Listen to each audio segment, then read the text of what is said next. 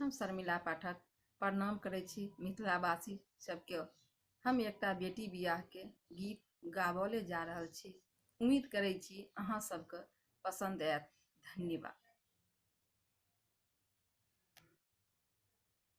राजा के बेटी मंदिल पैसी रोबै, किए बेटी रोबै छे हमारा गे माय।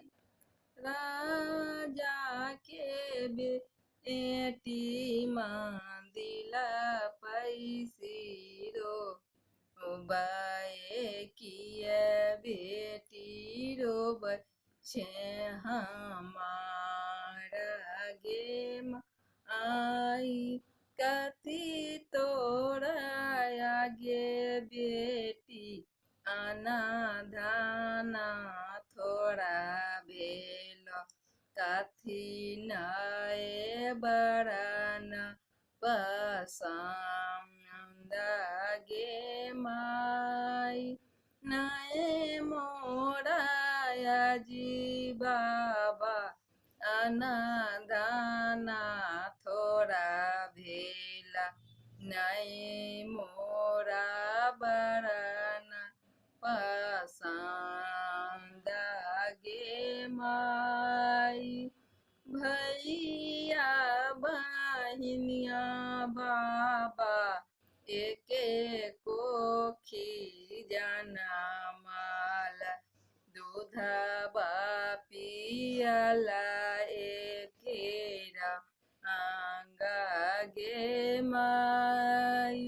भैया बहिनिया बाबा एके कोखी जनमल, दूधबा पियला एकेरा गे माय। भैया के देलो बाबा रत्न सिंहासन,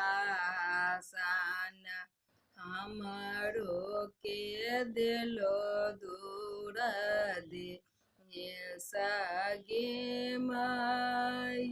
भैया के लिखल बेटी रत्न सिंहासन,